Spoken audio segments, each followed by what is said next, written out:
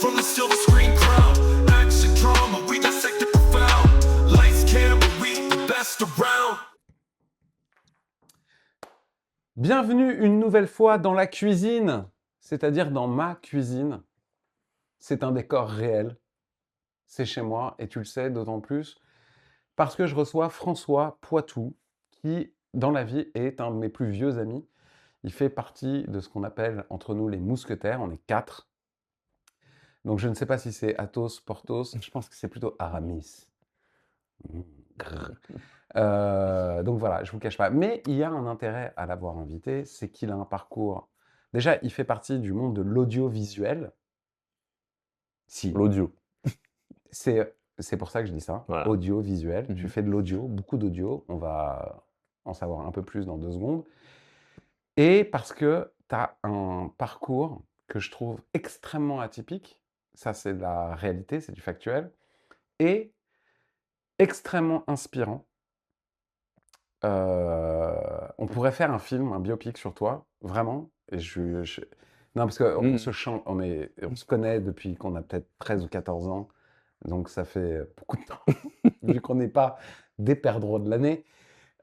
Et donc tu pourrais prendre ça pour une vanne, mais en fait, dans cette émission, je suis relativement sérieux. Et oui, c'est hyper inspirant parce que tu vas nous raconter ces réponses de Disney.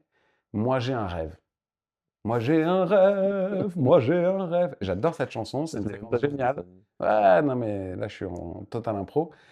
Et donc voilà, je voudrais, pour qu'on comprenne, que tu nous racontes donc cette histoire folle, c'est-à-dire on va pas partir du Big Bang, ni même de ta naissance, mais on va partir, tu as ton bac à lauréat, donc on part de là, tu as ton bac, tu as quel bac, dans quelles conditions, qu'est-ce que tu fais après?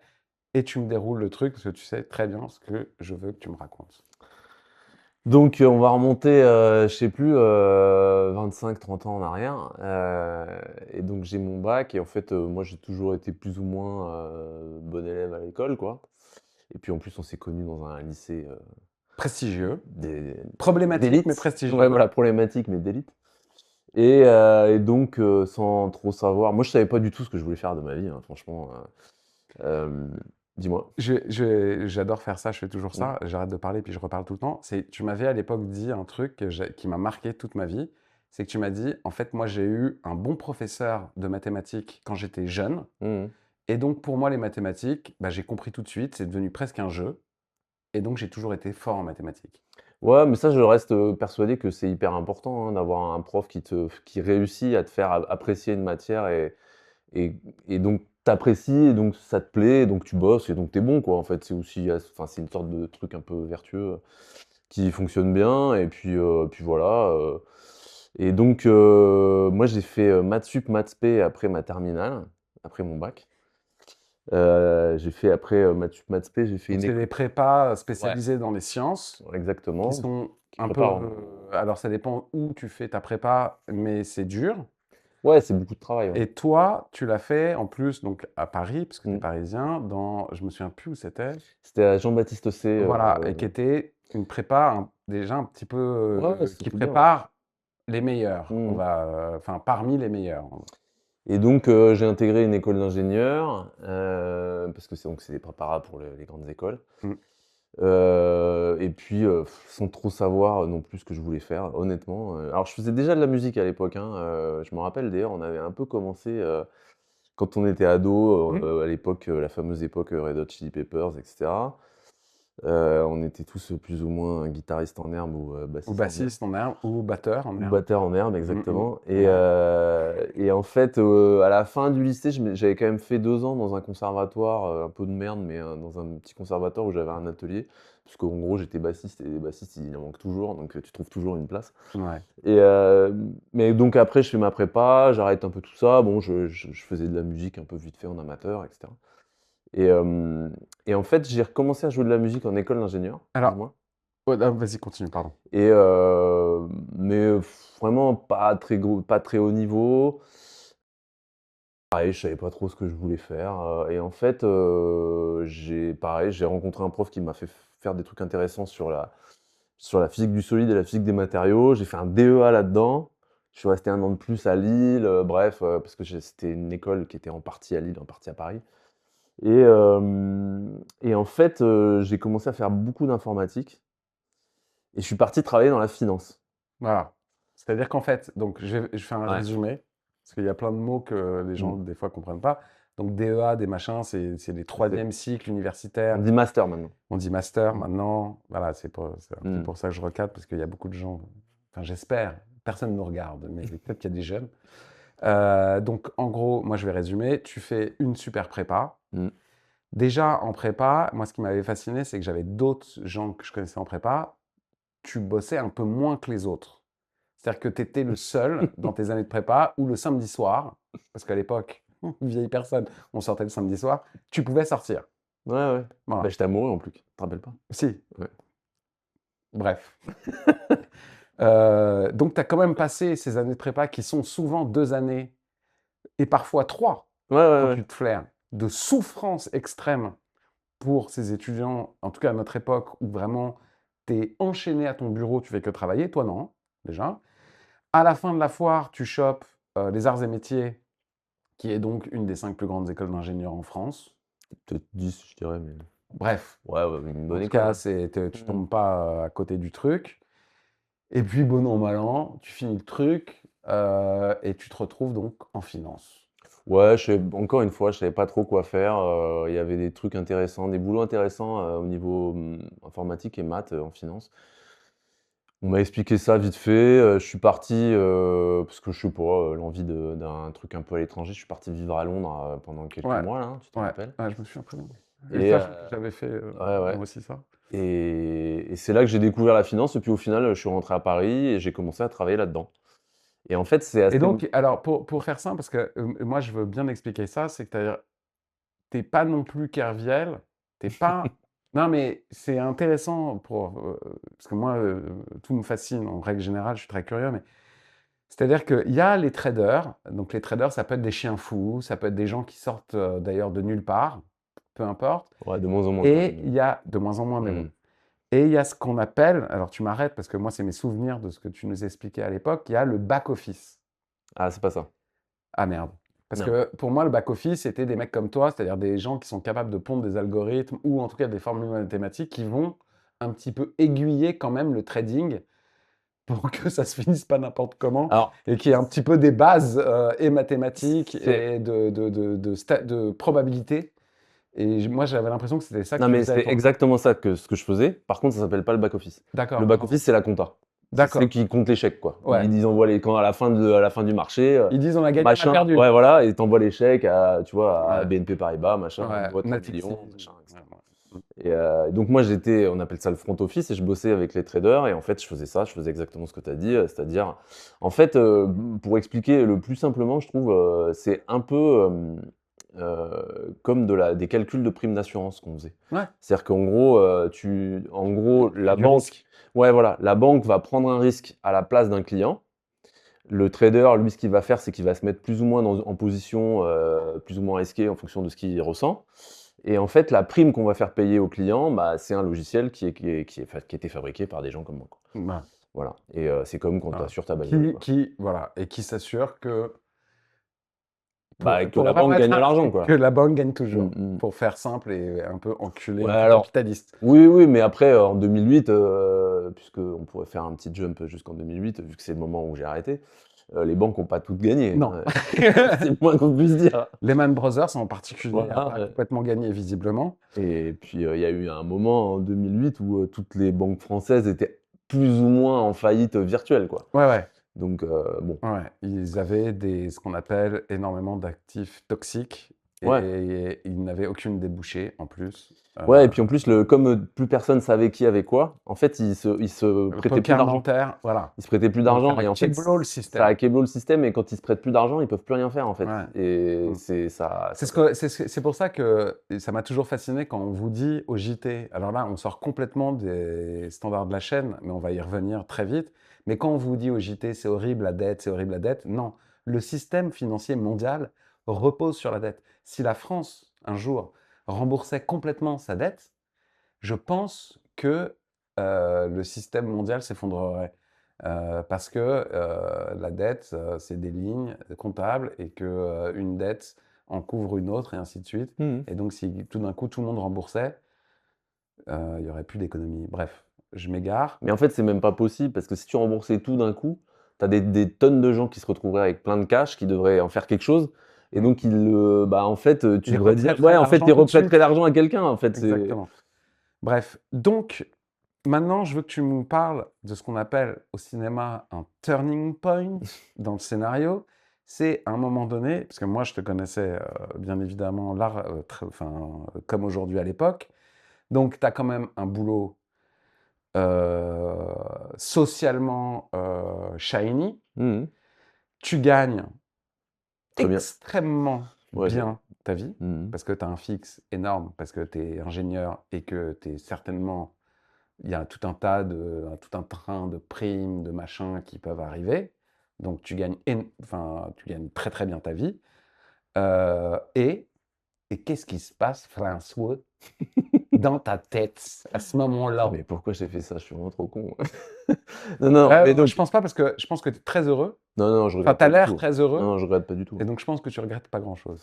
Non, non, Mais non. explique-nous, parce que c'est un pari qui est dingue et comment tu l'as fait et En qu'est-ce fait, qui est... Voilà. c'est marrant parce que dans tous ces trucs-là, moi je trouve qu'il y a quand même des trucs qui sont relativement instinctifs. On a beau raisonner, tu sais, poser le pour, le contre, vas-y, est-ce que j'ai envie de faire autre chose dans ma vie, tout ça. En fait, je trouve que à la fin des fins, il y a un truc très instinctif qui fait que tu prends une décision. Enfin, en tout cas, c'est ce que j'ai pu constater en regardant en arrière, quoi. Et donc, moi je faisais donc, quand j'ai commencé à travailler, j'ai commencé à faire beaucoup de musique Ouais, pour le c'est-à-dire, plaisir. je vais faire un truc simple Hein. parce que moi je l'ai vu.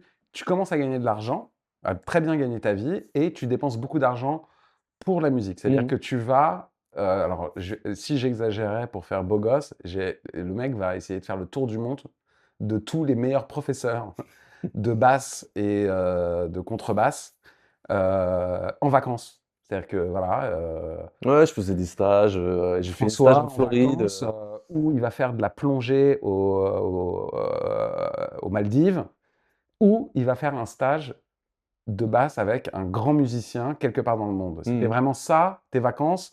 Parce que moi, à l'époque, je gagnais aussi pas mal d'argent, mais moi, j'avais pas de musique, mais sans se tirer la bourre, je faisais beaucoup de plongées comme toi, Mmh. et voilà, encore un truc commun entre nous, mais voilà, mais c'était vraiment ça ta life, quoi. Mmh. Non, mais c'est vrai, Financé par la finance, tout enfin, à pas fait. pour ton taf. Par ouais, mon employeur, ouais. Ouais. Et donc j'ai commencé à faire beaucoup de musique. En fait, il y a des petites écoles, de petit niveau, dans Paris, et je me suis inscrit dans un truc, en plus c'était pratique, c'était à côté de mon boulot, donc j'y allais le soir, j'ai commencé à jouer assez régulièrement avec des gens. Je prenais des cours de musique, et cetera, parce que je considérais pas du tout que j'étais assez, armé, quoi. Mmh. J'avais des cours particuliers, puis petit à petit, comme tu as dit, j'ai commencé à aller faire des stages à l'étranger, avec, voilà, il y avait un truc en Italie où je suis allé plusieurs fois, je suis allé en Floride, avec un prof de basse, ouais, en Floride. Et tu même, fait un stage avec le mec d'une copine à moi, non? Comment il s'appelait? Ce noir incroyable. Ah, Richard Bonnat? Ouais, Richard Bonnat. Non, non, D'accord. je l'ai jamais eu en prof, lui. Ah, je croyais. Et donc, Allez voir Richard Bonnat sur internet, mmh, tuerie. ouais, Bah, gros, ouais, ouais, quand ouais, même, gros bassiste, ouais. gros bassiste.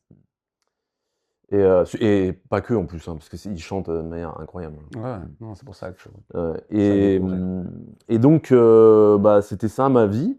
Et j'étais plutôt, pendant toute une longue période, en fait, j'étais plutôt content parce que j'avais un équilibre qui était assez cool. En plus, intellectuellement, c'était assez intéressant quand même mon boulot.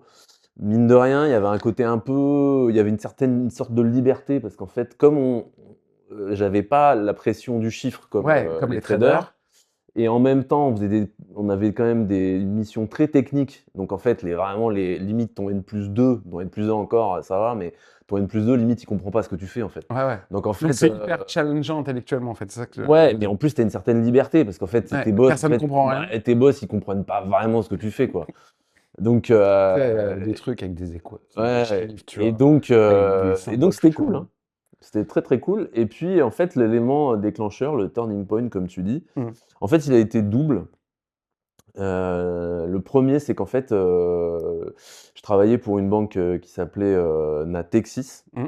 qui a fusionné avec, une autre banque qui s'appelait, X6 Capital Markets et en fait, quand tu subis une fusion, c'est-à-dire que quand tu es pas dans les gagnants de la fusion, bah, c'est extrêmement désagréable. C'est Mmh. extrêmement désagréable, tu te retrouves avec, des nouveaux chefs qui disent que tout ce que tu faisais depuis, C'est 6 de ans, la c'est de la merde. merde, tu es un gros naze, mais on te garde quand même parce que voilà, mais en même temps, on aimerait bien que tu te casses, quoi. Et donc ça a été, voilà, donc on a changé d'endroit, donc je pouvais plus aller faire mon jazz Ta musique. entre midi et 2, même Voilà. le soir et tout, c'était plus compliqué, machin. Ça devait être, 2007, je crois, un truc comme ça et deuxième effet, Deuxième effet qui se coule. la crise, dont on a parlé, il y a 2008. 2008, les subprimes, Les subprimes. et là, en fait, il y a une sorte de double truc, quoi. C'est-à-dire que d'un seul coup, je me suis retrouvé à travailler pour des gens, vraiment, je les détestais. Ça me faisait chier d'y aller. En plus, les mecs, ils étaient en train de mettre l'économie mondiale à feu et à sang Mmh. et En honnêtement, il y a essayant chacun de sauver son cul. Et toi, tu es un peu humaniste. Et je bah, pense que il y a tu des limites, quoi. C'est-à-dire que les gars, ils étaient là à discuter: «Putain, c'est un scandale, on va pas avoir de bonus cette année». Mais en fait, tu es là, Ouais. mais tu te dis: «Mais mec, toi, tu es pété d'oseille, Ouais. tu pleures parce que tu vas pas avoir ton million à la fin de Tu fais l'année». 200 000 à l'année, sans bonus, et tu vas pas ton bonus en plus, et tu Et fais la gueule. et le mec Alors que râlait tout le monde est au chômage dans la rue. alors que le chômage explose, quoi. Tu es là: Ouais. «Mais putain, c'est fou, quoi». Ouais. Et en fait, à ce moment-là, alors il y a d'autres enfin, je vais pas rentrer dans tous les détails, mais il y avait d'autres trucs, c'est-à-dire qu'en plus, il y a eu tout un truc, tous les trucs un peu marrants sur lesquels on bossait, tous les projets ont été plus ou moins annulés. Enfin, ça a été Non, c'est un secteur en crise, ouais, voilà, comme tous les secteurs. et heu et plan social. Et plan social. Et là, je Et me pose là, la j'ai question. appris, grâce à François, un Mmh. vrai truc. Ah. Bah, c'est un truc que je savais pas, mais toi, en fait, alors je vais essayer de faire court pour passer à la suite, mais en fait, toi, tu avais, dans mon souvenir, mais tu me dis si je me trompe, tu avais demandé une année sabbatique Ouais. pour essayer de te consacrer à la musique, Mmh. justement. Et cette année sabbatique, on te l'avait Accordé, ouais. accordée. Mmh. Voilà. Et puis, c'est là où tu es un peu couillu quand même, c'est que tu vois le plan social arriver. Et c'est là où tu m'apprends un truc, c'est que quand il y a un plan social dans une entreprise, tu peux demander à en profiter. Ouais, mais alors ça dépend des plans sociaux. Ou alors ça dépend, mais C'est en un tout plan de cas, départ volontaire, ça. voilà. Mais en Mmh. tout cas, toi, c'était possible. Mmh. Et donc, tu finis par prendre cette décision, c'est-à-dire, en fait, je me barre. C'est-à-dire, Mmh. je prends pas mon année sabbatique, il y a un plan social qui est déclenché, tu peux, donc j'apprends ça ce soir, mais à l'époque, je savais pas, mais en tout cas, ce plan social, tu peux demander à en profiter, Mmh. enfin, à y être intégré. Et là, tout d'un coup, ta boîte te dit non. Ouais, parce Ta qu'en fait boîte te dit, tu es indispensable ouais. au bon fonctionnement de la boîte, donc tu ne peux pas partir. Ouais, ouais, c'est ce qui s'est passé, ouais. Et en fait, ça a duré 1 heure et 1 an et demi Ouais. cette histoire.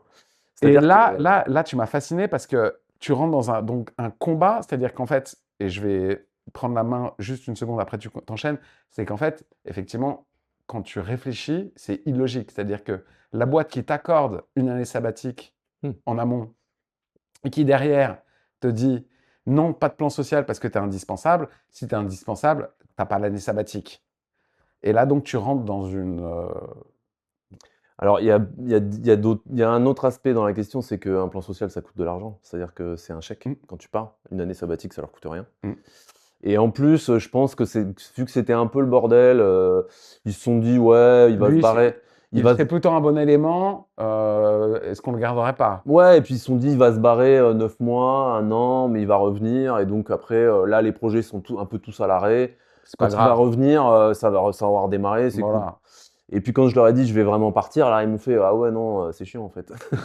Et puis, en fait, c'est là où tu vois la différence entre, une multinationale et une petite entreprise, même une entreprise de taille moyenne. C'est-à-dire que c'est hallucinant. Ils m'ont payé, 1 an et demi. Alors pas à rien foutre, parce qu'en fait, je pouvais pas non plus rien foutre, parce que quand même, je bossais avec des gens et j'avais pas envie de les foutre dans la merde. Ce qu'il faut comprendre, c'est que tu es quand même sous le coup de la moindre erreur, il te tège, enfin, il te tège Mmh mh. sans rien. C'est-à-dire que pour faute, pour Mmh. nanana, j'imagine que tu es sous surveillance, Mmh mh. c'est hyper pénible. Enfin, moi, je m'en souviens. Et d'ailleurs, tu étais, je trouve, je pense, stressé, mais assez décontracté par rapport à tout ça. Mais moi, je me mettais à ta place. Je me disais, mais comment ce mec fait pendant 1 an et demi pour aller au taf tous les jours, sachant qu'il est en conflit, qu'il est à moitié placardisé, mais qu'il ne peut pas complètement le faire parce que sinon, on pourrait lui reprocher des choses qui feraient qu'il soit viré de manière sèche. Bah, en fait, le vrai truc, c'est ce que je te dis, c'est la taille de l'entreprise. C'est qu'en fait, les gens avec qui tu travailles en direct, Mmh. c'est pas les gens qui veulent te la Qui mettre. sont tes ennemis. Ouais, exactement. Ouais. Et c'est le seul truc qui te permet de respirer, quoi. Et en Ouais, fait, de le mec qui survivre. voulait te garder, qui voulait me garder, c'était mon N+2, N+3, je sais plus. Lui, je le voyais, je le croisais Mmh. une fois par semaine, tu vois. Donc voilà. Et ton N+1, c'était Gaudry? Pas du tout. D'accord. Non, non, non, lui, justement, c'était un des mecs pour qui je travaillais, Mmh. avec qui je travaillais, mais on n'était pas dans le même service. Lui, il était D'accord. structure Petite revendeur, parenthèse machin. entre nous, c'est pas grave, ne vous inquiétez pas. Et donc, il a fallu que je monte un dossier. Et en fait, in fine, bah, enfin, c'est con à dire, hein, mais c'est les syndicats en fait qui ont réglé le truc. Toujours. Alors, moi, pareil, j'ai été donc remercié pour raisons économiques. Et effectivement, tu as une phase à un moment donné où tu peux. C'est prévu dans la loi où tu as un rendez-vous et tu peux te faire assister par des syndicats, même si vous n'êtes pas syndiqué.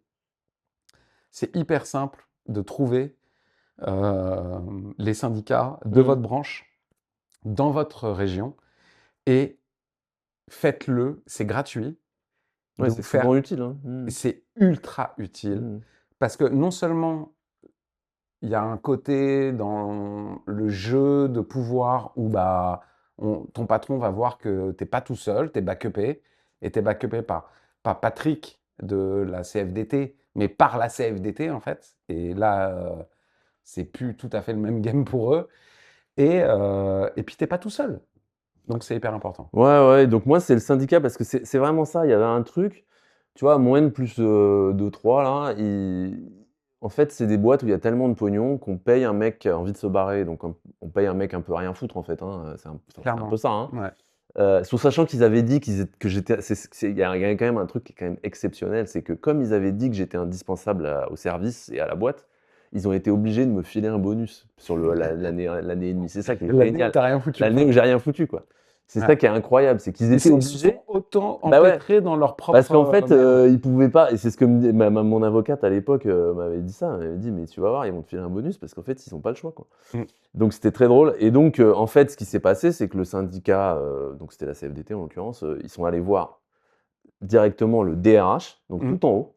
Non, Et ils mais- ont dit, non, mais là, c'est ridicule. Et le DRH, il a dit, oui, c'est ridicule, fin de l'histoire. Et un mois après, c'était fini, quoi. C'était fini. Et donc, tu Donc, pars Je pars 2010, 11, je sais plus. 2010-11 Euh, par rapport. Parce que ton histoire, elle est vraiment passionnante pour moi, mais tout le monde ne peut pas faire ça. Donc, je voudrais. Donc, tu pars, il faut savoir que tu as bien gagné ta vie, mhm, que tu pars avec donc un chèque. un chèque, qui est un chèque. Bah, genre 1 an et demi de salaire, donc c'est beaucoup, hein. Voilà, Mhm. je n'ai jamais personne, même Morgane qui est là-bas, qui fait partie des mousquetaires, n'a jamais su le montant, mais on sait que c'est un bon, et on ne le sait pas parce qu'on ne t'a jamais demandé, sinon tu nous l'aurais dit, je suis sûr, mais c'est un bon montant. Et là, c'est ça que je trouve fascinant dans ton parcours, et réellement, et on ne s'est jamais parlé comme ça. Je t'ai jamais dit Mhm. à ce point-là. C'est que tu continues d'agir pour moi comme un ingénieur. Ah ouais? C'est-à-dire que tu fais. Non, mais c'est ça qui est Mhm. fou. C'est que tu te fais un plan où tu sais que. Donc, tu as un appart qui, entre ton travail, la famille, nanana, dans mon souvenir, est quasiment payé ou pas loin. Et tu vas justement, en tout cas, mettre la fin de la foire pour que ça soit acquis. Mhm. Ton toit, voilà, il est payé. Tu as un petit matelas et tu vas te donner, dans mon souvenir, en tout cas, des échéances pour dire maintenant je me mets à fond dans la musique Mm. et il faut que je passe certaines steps, etc.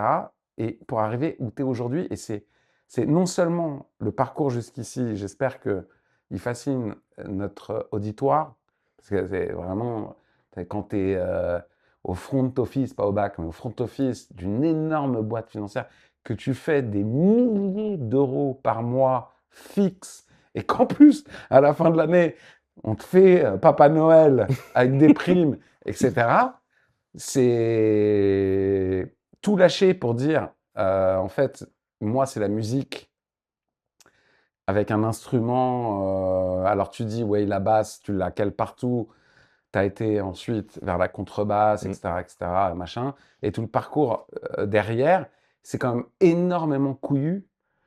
Je pense que 95% de la population ne fait pas ça. Et toi, tu le fais, mais j'ai l'impression, dans mon souvenir, que tu le fais de manière hyper carrée, comme de l'ingénierie. Ouais, je pense que ça me rassurait aussi. Tu te mets des steps, tu te mets du temps, tu mets de l'argent dans certains endroits, tu continues à te former, et donc maintenant, on est au cœur du dos, c'est la transformation, c'est que tu rentres dans ton cocon. Mhm. Et qu'est-ce qui se passe dans le cocon pour que à la fin, tu ressortes en butterfly? Bah, en fait, J'aime le, bien comment je présente. le truc, c'est que quand j'étais inscrit dans ma petite école de jazz, donc en fait, avant la fusion, là, mon bureau, c'était rue Montmartre, c'est le 2e arrondissement, là, Ouais. vers Bonne Nouvelle, Grand Boulevard, là, et j'avais une école de jazz juste à côté. Donc j'y allais souvent, et en fait, je me suis fait une petite bande de potes, machin. Et en fait, j'ai eu 2-3 exemples qui m'ont vachement appris de mecs qui sont devenus professionnels. Parce que même si je dis que cette école, c'était un petit niveau et tout, mais il y a quand même 2-3 gars qui sont devenus bons, qui ont pas lâché le truc. Et Et qui, en qui- gros, tu les as vus commencer à vivre Exactement. de la zikmu, Exactement. comme on dit dans les années 90. Et donc, en fait, j'ai un peu compris, enfin, évidemment, Un système. ouais, et puis un peu quels étaient les différents moyens d'y arriver, quoi. Ouais. Et notamment, les différents moyens d'y arriver, c'est de faire plein de trucs différents. Et, et donc, en fait, c'est un peu ce que tu dis, ouais, j'ai un peu réfléchi à la question, parce que c'est vrai que quand tu lâches le truc, bah, tu te dis, bon, je vais pas. Non, on va pas se mentir, il faut avoir des couilles. Non, mais là, je suis dans la flagornerie avec lui, parce qu'il est en permanence, on va parler de... ouais, bref. Mais factuellement, il faut avoir des couilles énormes. C'est-à-dire de quitter un boulot comme ça, qui en plus te fait pas forcément chier. Enfin, il y a un moment donné, oui, c'est la crise, machin. Mais moi, je me souviens, tu parles donc, je te parlais d'un mec qui s'appelle Gaudry, peu importe, on s'en fout, mais vraiment que tu appréciais. Ouais, carrément. Tu vois, quitter un confort pareil pour la Bah, zikmu, quoi. ouais, je sais Et le pas. jazz. Mm.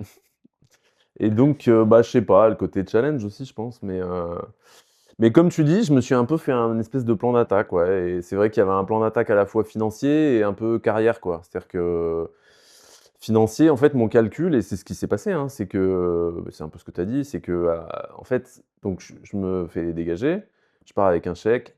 À l'époque, on avait 2 ans de chômage, maintenant c'est moins. Et donc 24 mois, ou peut-être 22 mois, parce qu'en fait, tu as les congés ou les je sais plus quoi, tu as de la carence parce que tu as Mais touché un chèque, machin. c'était long à l'époque. Mais ouais, C'est beaucoup moins long aujourd'hui. c'était 22 ou 21 mois, je sais Voilà. plus, enfin, un truc dans le genre. Et en fait, j'avais calculé qu'à la fin de ce truc-là, j'ai remboursé mon appart. Ouais. Donc j'avais plus de loyer, j'avais plus de crédit, quoi. Voilà. Fallait juste manger, payer les charges. Voilà. Et il faut quand même que je reconnaisse aussi un truc, c'est que dans cette histoire, bah, j'étais déjà avec Lucie, qui est ma compagne, la mère de ma fille, et Ouais. elle m'a beaucoup soutenu. Et je pense que mine de rien, ça joue. Je trouve que c'est beau de le reconnaître, Ouais, parce que ouais. c'est vrai, et qu'effectivement, surtout quand tu as un enfant, même si effectivement tu t'étais mis dans les conditions de partir correctement, c'est-à-dire déjà d'avoir son taux à payer sur la tête et tout ça, voilà, lorsque la vie te demande en termes de coûts, ben, c'est énormément, mais tu as quand même un enfant, et effectivement, tu as ta meuf, et ta meuf, effectivement, Bah, elle m'a et poussé, quoi. elle t'a poussé. Ah ouais, ouais, elle m'a Ouais. dit, enfin, comment dire? Elle m'a dit, non mais au bout d'un moment, en fait, c'était quand même comme je te dis, il y avait un truc Mais très rendons à instinctif. Lucie ce qui Ouais, ouais. voilà, Et en fait, elle rendons-lui m'a parce dit que quelle meuf ton mec fait, alors je vais dire un truc qui va pas lui plaire, mais en fait, pour les gens normaux, en fait, ton mec fait des tonnes d'argent, voilà et il te dit un jour, alors que tu as un enfant et tu as un appart et tout ça, il dit: «Ouais, moi maintenant je vais jouer de la basse».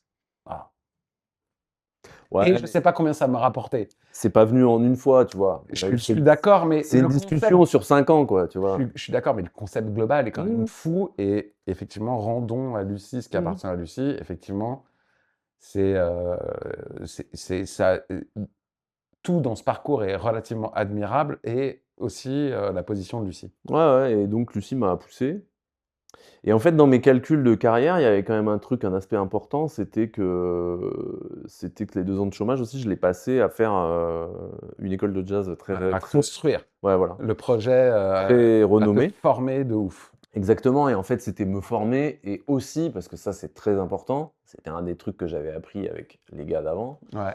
c'était construire un réseau. Parce qu'en fait, dans la musique, c'est vraiment, c'est ça le gros problème, en fait. C'est que si tu as pas de réseau, bah, après, ouais, tu peux aller en jam ou, faire le malin ou poster des vidéos sur Instagram, mais il n'empêche que quand tu as passé 2 ans à faire, de la musique avec des gars, à te marrer, à être en cours avec eux et tout, c'est devenu vraiment des potes, quoi et en Mmh. fait, quoi qu'il arrive, dans ce milieu, en premier, tu appelles tes potes Mmh. quand il y a du taf, quoi, tu vois? De ouf. Et donc, ça a construit, enfin, je me suis construit un réseau comme ça et en fait, les choses se sont plutôt pas mal goupillées à la sortie de cette école de musique là, qui Mmh. s'appelle le CMDL, le Centre des musiques Didier Locoud. C'est-à-dire que toi, tu t'en rappelles, Ouais. assez rapidement, mais voire, quelques mois à peine après, hein, en fait, j'ai rencontré, une chanteuse argentine. Qui se trouvait être alors je sais pas si dès le début, Si, si, dès le début, ouais. en couple avec on Un ouais, va ouais, bah, on s'en fout, avec, Jérémy non, avec non, avec, Florent de la Vega, Florian. Florian de la Vega. Alors, parce que moi alors je les connais très bien, mais bon voilà. Donc c'est les frérots de la Vega, qui ont été repérés sur The Voice, Mmh. duo, machin frérot, bidule de la Vega. En plus, ça fait les frérots de la Vega, donc inutile de dire qu'en termes de marketing, même s'ils ne l'avaient pas prévu, c'était parfait. Ils ont cartonné instant et Ouais, pendant 2 ans, c'était quasiment les plus gros vendeurs en France, hein, ah ouais, ouais. c'était Non, énorme. mais quand c'était, c'est comme les Big Flo et Oli, Mmh. c'est comme enfin, carton de Mmh. ouf et d'ailleurs, on ne sait même pas pourquoi, enfin, ça Si, toi moi, je sais tu un peu, ouais, mais toi tu sais plus que moi. Mais bon, à un moment donné, ils se sont séparés, on sait enfin bref, voilà. Mais donc et effectivement, cette nana-là qui, en plus qui s'appelle Natalia Doko. qui s'appelle Natalia Doko, et pareil, allez voir sur internet parce que ce qu'elle f alors je sais pas si elle continue. Ah si, si, elle continue Elle et continue. honnêtement, c'est une super chanteuse, hein, moi C'est une j'ai super chanteuse. c'est une super chanteuse, elle a elle Alors a elle est je pense que pour elle, et donc pareil en termes de réseau, tu tombes sur elle, donc forcément, tu bah fréquentes oui, les frérots de la Vega qui mmh, sont en pleine bourre exactement, ouais. et que même si, c'est juste les fréquenter comme ça, forcément, Ah ça non, non, mais ça accélère la pénétration. ça a des impacts encore aujourd'hui. C'est-à-dire qu'aujourd'hui, je C'est ça bosse qui est avec des dingue. chanteuses, Ouais. enfin avec une chanteuse notamment, La jeune dont tu me parlais? ouais, ouais, Ouais. c'est le producteur de Natalia qui m'a appelé, donc Voilà. Ouais. enfin c'est plus son producteur, mais à l'époque, Ouais. qui m'a appelé et je fais assez souvent des remplacements, pour un bassiste, qui notamment je l'avais remplacé sur Renan Luce et sur, Nouvelle Vague. Renan Luce, donc pareil, si vous êtes jeune, vous connaissez pas, tapez Renan Luce. Renan Ouais, Luce a été, très belle chanson franchement, et d'ailleurs, il y a plein de gens comme ça qui disparaissent. En fait, ils disparaissent pas, c'est qu'ils sont plus devant la mmh. caméra avec le micro dans les mains, mais ils continuent à Mmh écrire mh. et à composer et ils fournissent tous les plus grands, heu, chanteurs de variété, Ouais, puis Renan, il voilà. continue à tourner. Alors, Et il il continue fait à pas des tourner. zéniths, Donc il quoi. fait pas des jauges parce que donc voilà, donc Mmh mh. quand François dit pas des zéniths, c'est Mmh. chaque salle a une jauge. La jauge, c'est le nombre de places Et donc, effectivement, en fonction de ta notoriété, Ouais. si tu es Guillaume Pérez, c'est- tu vas pas aller louer le Stade de France parce qu'il n'y aura que 7 personnes dedans. Et ça va te coûter très cher. C'est la jauge. Mais quand tu es, je sais pas, Nino. Nino, hein Bah, Nino, il fait du Nino Tu loues le Stade de France. ou Joule, le Stade de France, tu peux te le prendre, tu te fais des jauges à 40 ou 50. Mm. Parce que c'est 80, mais comme la Mm. Seine, machin, donc c'est toujours un peu moins. Voilà. Mais il faut les remplir, parce que ça coûte cher. Donc quand tu les remplis, tu gagnes plein d'argent. Mm. Et donc, ce gars-là, là, que je remplace sur différents projets, tout ça, et puis moi, je l'appelle aussi parfois pour qu'il me remplace sur d'autres trucs. C'était le bassiste des Frérots. Je l'ai connu à cette époque-là. Mm. Et en fait, mine de rien, comme tu dis, hein, on était sur des dates en commun. Tu croises des gars, tu rencontres leur manager, tu rencontres leurs musiciens, machin. Et puis tu gardes des contacts ou pas d'ailleurs, hein, mais et c'est vrai que ça a beaucoup servi, quoi. Et ça a été très utile en termes de réseau, en termes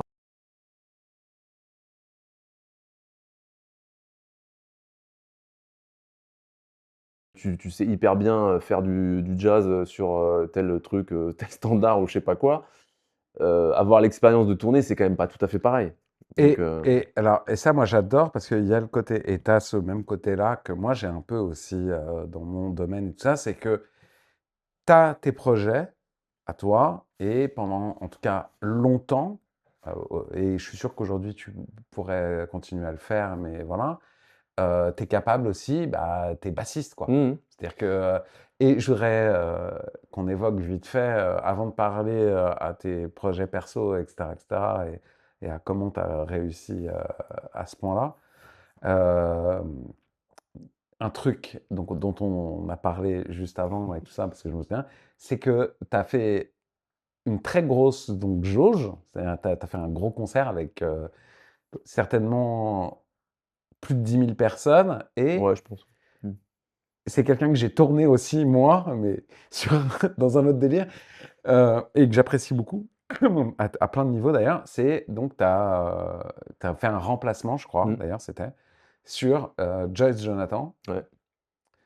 et où moi, je me souviens quand tu nous en as parlé, c'est-à-dire que en fait, tu es faussement honteux, parce que je pense que tu respectes cette personne, clairement, Mmh mh. mais bon, c'est Joyce Jonathan, quoi. C'est pas, toi,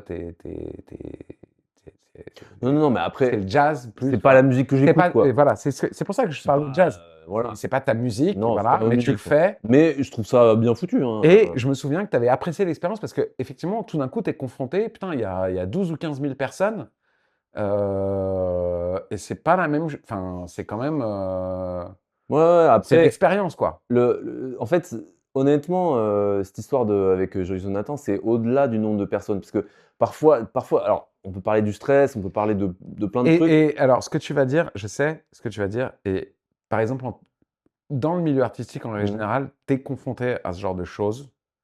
C'est-à-dire, et je vais résumer, et tu me diras ce que tu en veux derrière, c'est qu'effectivement, tu arrives, tu débarques, tu es en remplacement, que elle tourne, que elle fait les balances, parce que ça, c'est technique, c'est obligatoire, mais elle répète pas. Mmh mh. Et donc, toi, tu vas te retrouver finalement en mode lever de rideau, même s'il n'y a pas de rideau. Applause, on joue. Mmh mh. Bah, moi, c'est ça Tu qui as m'a le répété plus un peu de marqué, ouais. ton côté, Mmh, ouais. mais en fait, on te balance comme le bébé avec l'eau du bain, quoi. Bah, en fait, c'est vrai que, honnêtement, j'ai pas stressé à ce moment-là. J'ai vécu des moments de stress dans la musique, hein, et c'est marrant parce que c'est pas trop, c'est pas ce moment-là. Mais par contre, je me rappelle très bien avoir eu cette sensation où quand j'ai commencé à jouer, je me suis dit: «Putain, c'est assez ouf». Parce qu'en fait, donc c'était un remplacement. Généralement, quand tu remplaces des gens, tu as toujours 2-3 musiciens sur scène que tu connais ou c'est des copains. Ouais, Là, je connaissais personne. personne. Tu C'était pas du tout mes potes, les alone. gars. Ouais. Le Mais gars qui m'avait appelé, il m'avait appelé parce que, il avait appelé ses 3 meilleurs potes qui pouvaient pas et en fait, moi j'étais en gros le de second degré, quoi. Donc le gars qui m'avait appelé, c'était pas mon pote et Jonathan, je la connaissais pas et cetera. Comme tu l'as dit, pas de répète parce que tu fais ça, les gens en tournée, machin, pas le temps de répéter et cetera. bah, Mais il c'était tourne. un festival, gros festival, et donc en festival, souvent, on n'a pas le temps de répéter aux balances. Donc en gros, tu testes tes 2 instruments, tu fais, 8 mesures du premier morceau, hop, terminé, quoi. Là, j'ai fait 3 tes minutes, quoi. niveaux. Exactement. Et c'est Et en pour fait, lui que tu fais ça, d'ailleurs. tu te retrouves à jouer, donc je sais plus combien il y avait, enfin devant, ouais, une dizaine de milliers de personnes. Des morceaux que tu as jamais joué avec les gars avec qui tu joues. T'as Tu as jamais écouté? Si, Parce je que c'est pas l'avais ta écouté. cam. Non, oui, T'as alors je l'ai entendu à ouais, la radio, non, mais j'ai le taffé chez matin. moi, j'ai taffé Ouais, chez moi quand oui, même. bien sûr que t'as taffé, J'ai bien taffé les sûr. trucs chez moi. Mais il n'empêche, et là, je me suis dit, franchement, il y a 5-6 ans, j'aurais vachement flippé quand même. Ouais. Et en fait, ça s'est passé parce que voilà, j'ai fait le truc sérieusement. Alors, c'est le genre de truc, évidemment, tu te mets en mode sécurité, hein, c'est-à-dire que tu vas pas faire des fioritures dans ce que tu joues, etc. Il faut mettre Tu les vas bonnes pas notes. partir dans un Ouais, live, voilà. boum, boum, boum, boum, Non, non, boum. faut mettre les bonnes notes au bon moment parce qu'il faut être Point sécure. barre, Voilà, bien sûr.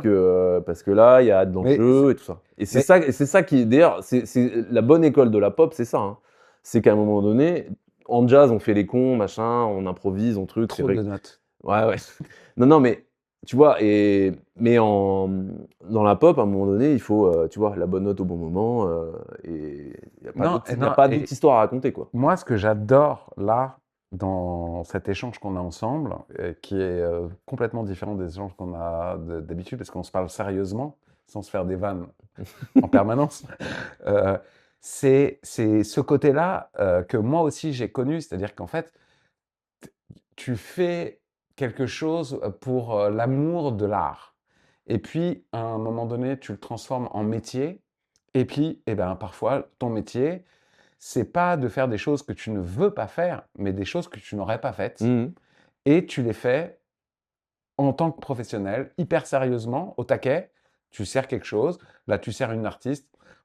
Effectivement, c'est pas forcément l'artiste dont tu as acheté les disques.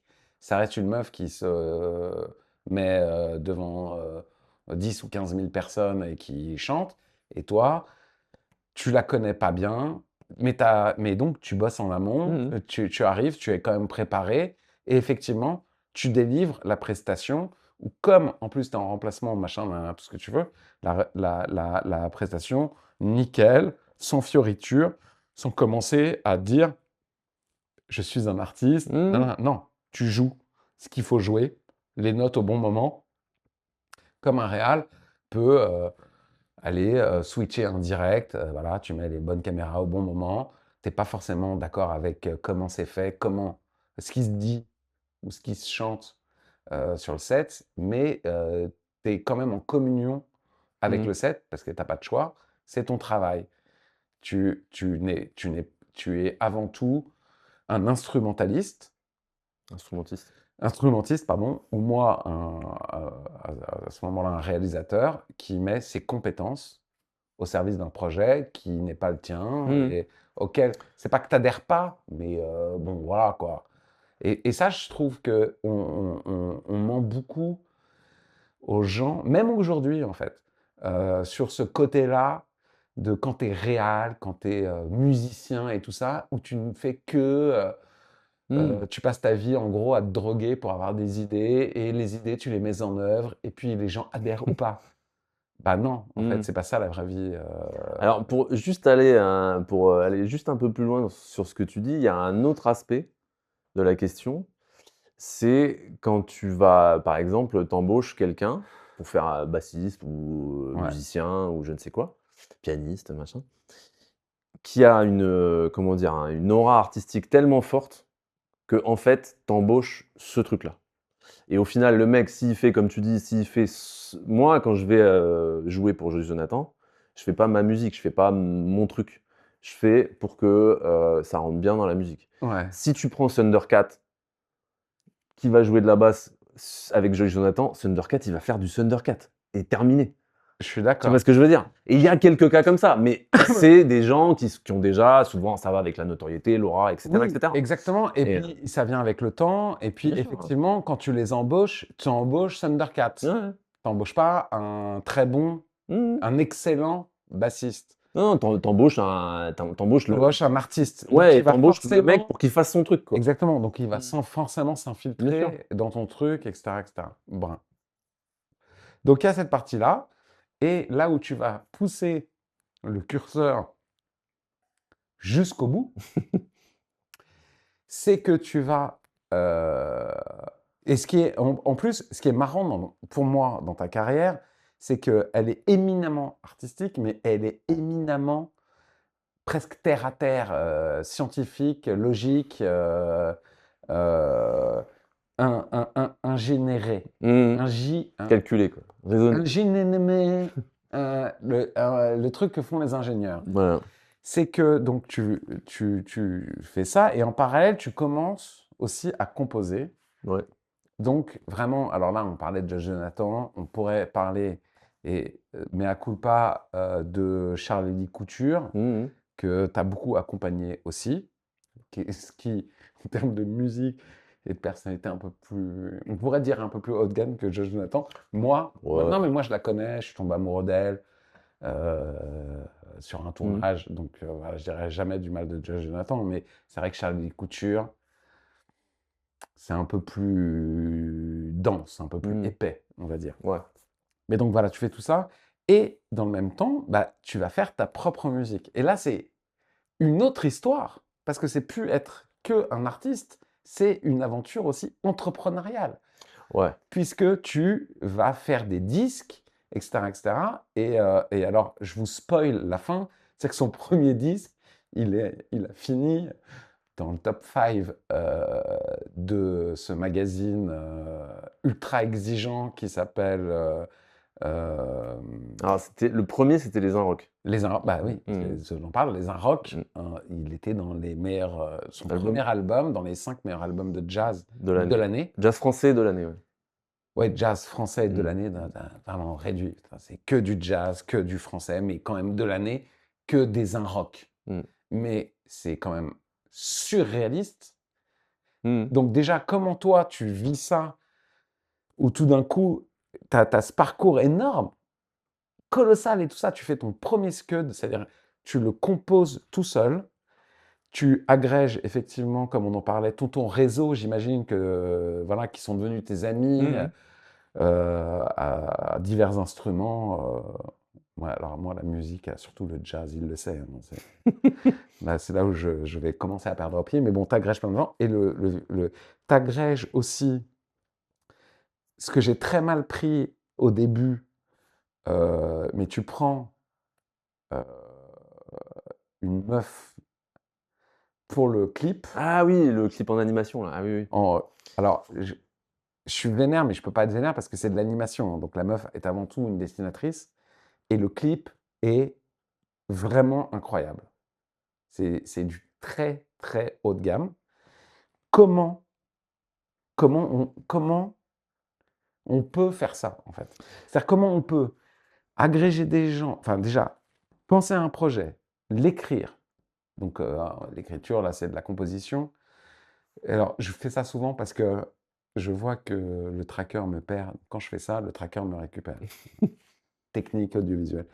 Donc tu agrèges tous ces gens-là, tu réussis à composer, tu trouves une meuf pour faire le clip, enfin, tout ça déjà, forcément ça coûte de l'argent.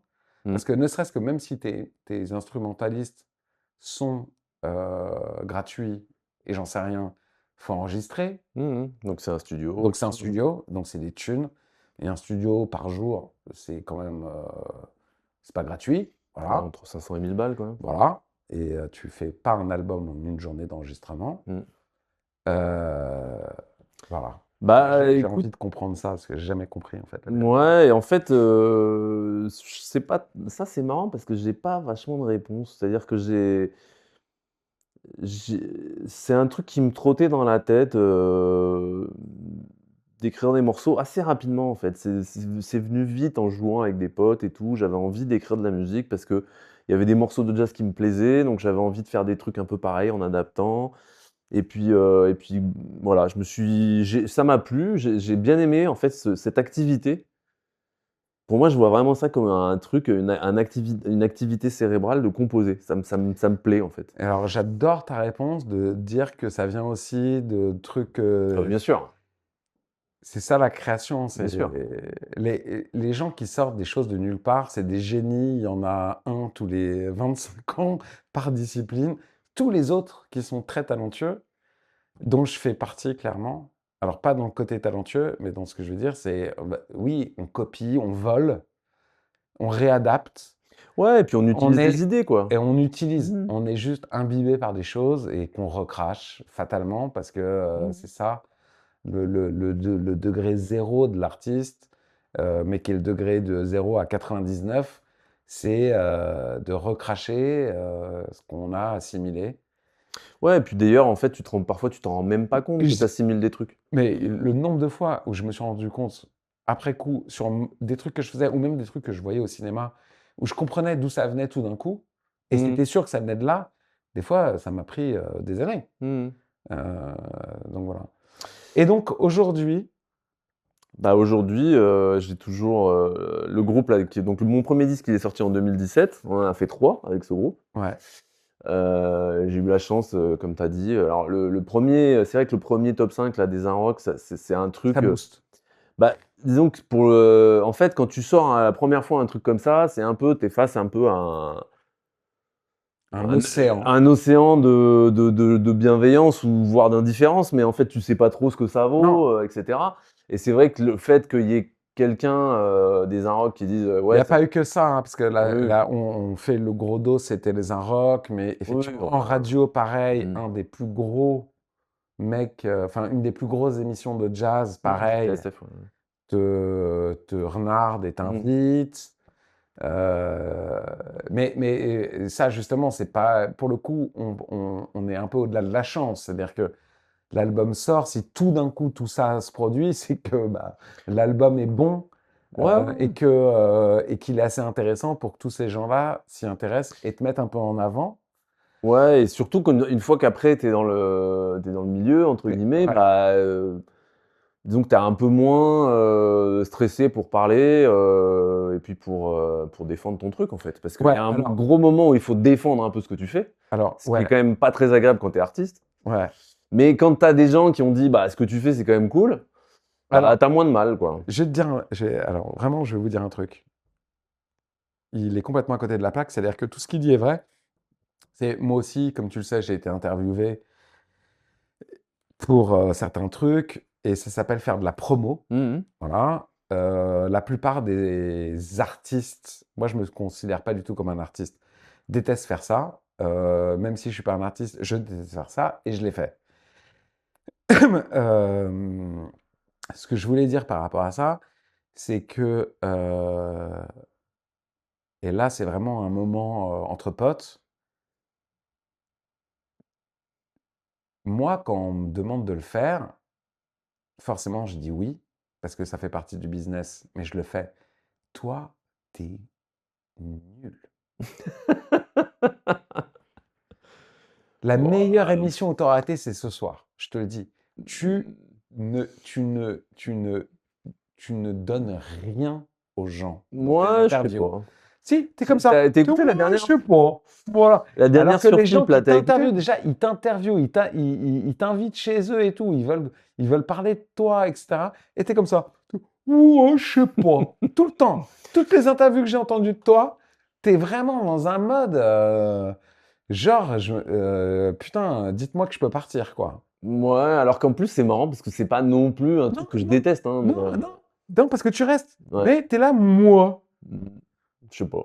Bah, ça doit être un peu Ouais. mon caractère, je sais pas trop. Mais bon, après, c'est toujours un peu, c'est pas que c'est gênant, mais tu vois, quand on parle de tes trucs pendant longtemps, c'est vrai que c'est toujours un peu, là, c'est ce qu'on fait en même temps, mais Ouais, mais ça va, parce que comme je parle beaucoup de moi, ouais, et t'as puis vu, c'est plus balancé. on se connaît un peu, hein, c'est pas tout à fait pareil, et puis tu pas le truc, tu pas, enfin, quoique si, parce que c'est les conditions du direct. Non, parce que tu vois, genre, quand tu fais un direct radio sur une radio nationale, bon, tu de pas trop dire de Ben, conneries, là, quoi. tu fais un Putain, et tu sais que direct j'ai une histoire sur FIP, là. sur une chaîne mondiale. Ouais, voilà.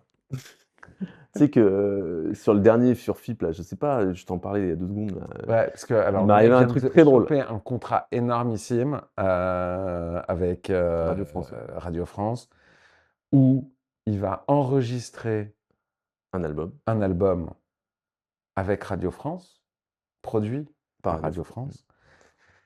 Donc c'est déjà quand même, il n'y en a pas beaucoup. Et deuxième chose, ils vont utiliser, parce qu'ils seront en partie propriétaires des droits, C'est ça. Mmh. cet album pour agrémenter leur antenne. Ouais, c'est vraiment leur antenne au pluriel, hein. Voilà, Mm. des jingles, des machins, enfin, je sais pas ce qu'ils vont en faire, mais en tout cas, Ouais, mais ça peut même servir pour des. Il y a des fictions, tu sais, sur voilà, la ils chaîne et tout ça. cooptent, Ouais. ils cooptent la musique Mm. direct d'entrée de jeu. Elle n'est pas encore enregistrée. Voilà où il en est. Et donc, la nana de FIP, là, ça, c'était drôle. C'était Vas-y. drôle parce que, en fait, donc c'était hyper cool de faire Jazz à FIP invité et tout. C'était donc mon dernier disque qui est sorti l'année dernière. Et en fait, elle Ouais, me donc pose une il question. est en frustration de plein de trucs parce qu'effectivement, il a sorti plein de choses et pour des tenants et des aboutissants hyper relous qu'on va pas évoquer, François, depuis 1 an et demi, est en frustration Ouais, on m'empêche. non, faut pas Voilà. exagérer. Non, je sais, Mais j'exagère pour toi. C'est pas grave. donc, je suis sur cette émission de FIP. La nana, elle est hyper sympa. Elle a bossé le truc. Elle me pose que des questions hyper intéressantes. On discute. Elle me parle de. Alors, sur ce disque, il y a des reprises de chansons irlandaises et tout ça. Et puis, il y a un truc de Simon Garfunkel. C'est un peu la nouveauté sur ce disque. Il y a des reprises. Il y a 4 reprises. Et elle commence à me parler de trucs et elle commence à me dire ouais, Simon Garfunkel, ils ont été vachement influencés par la musique baroque. Est-ce que vous avez été influencé par la musique baroque et le clavecin? Et en fait, elle tourne sa question comme si c'est un peu évident que je vais répondre oui. Mm. Et en fait, sur le coup, je me dis, mais. En fait, je vais répondre, bah non, du tout. En fait, Mais c'est c'est- pas le cas du tout. Et en fait, j'ai été très embêté pour répondre à un truc où je la mettais. Enfin, tu vois, et donc j'ai réussi à contourner le truc. Ouais, mais ça, c'est toujours C'était les trucs. Il y a c'était toujours, très désagréable, ça, hein. c'est C'était toujours les très désagréable. spécialistes. Ok, c'est toujours les spécialistes. Moi, c'est pareil. En école de cinéma, Mhm. et Dieu sait que tu sais que j'ai jamais fait de cinéma. Mhm. Mais en école de cinéma, il y avait un prof qui était le prof de mise en scène, qui était Dieu, voilà, le mec, c'est Scorsese, tu vois, alors qu'il était claqué au sol. La seule chose qu'il a fait, il a été co-scénariste sur Need je sais pas quoi, enfin un film d'action de merde, bref. Et il me fait une séquence sur Amadeus que j'adore, et il dit que de la merde, etc., etc. C'est toujours les critiques, ça vaut mieux que toi, ce que tu fais toi-même, Mhm. tu vois. Et c'est insensé. C'est-à-dire qu'il t'explique des morceaux de musique ou des scènes de cinéma avec tout un tas de trucs très intellectuels, sauf qu'en fait, par exemple, il y a des sons en musique qui viennent il y a eu un bug sur le truc. Il y a des scènes de cinéma qui sont tournées d'une certaine façon parce qu'il n'y a plus de budget, parce que il n'y a plus de lumière, parce que tu pensais que tu avais le coucher de soleil, tu l'as plus. Enfin, c'est de la matière vivante et que de suranalyser la matière vivante, ça ne marche jamais. Mhm. Et donc, on tombe là-dessus. On est à la fin, Ok. on est à la fin de tout. Fin du Donc, on monde. va arrêter. Je vous enjoins à aller sur tous les réseaux, les machins, pour chercher François Poitou. C'est du jazz. Les derniers albums sont voilà, une petite fusion jazzy pop avec Pumpkin qu'on salue. Voilà, c'est mon pote, mais c'est un grand, grand artiste, en tout cas un grand, pour moi, un grand compositeur de jazz, et il est reconnu par ses pairs. Donc allez voir ce qu'il fait. Abonnez-vous à ma chaîne aussi. Mettez des pouces, des machins, tout ce qu'on fait. Je vous dis à bientôt dans la cuisine, qui sera peut-être pas dans la cuisine d'ailleurs. On va essayer de s'expatrier un peu Hors les murs. hors les murs, exactement. En tout cas, c'était un plaisir. Je pense que c'est une des Partagé. meilleures émissions qu'on ait faites. Et voilà, croyez en vos rêves parce que ce mec-là, il a juste tenu une idée un peu folle, c'est de se dire j'ai tout pour être heureux dans ma vie, mais en fait, je veux faire ce que j'ai envie de faire. Et il a réussi à le faire. Donc, c'est bien la preuve que si on s'organise, qu'on est un petit peu intelligent, ça c'est le problème de beaucoup, bah, on peut y arriver. T'en es la preuve vivante et c'est vraiment, je pense, pour beaucoup très inspirant. Donc merci François Bah, merci à toi. d'avoir trouvé le temps de Mhm. venir à la maison, espèce d'enculé, vu depuis le temps que je te le demande. Mais maintenant c'est fait. Mhm. Allez, bisous man.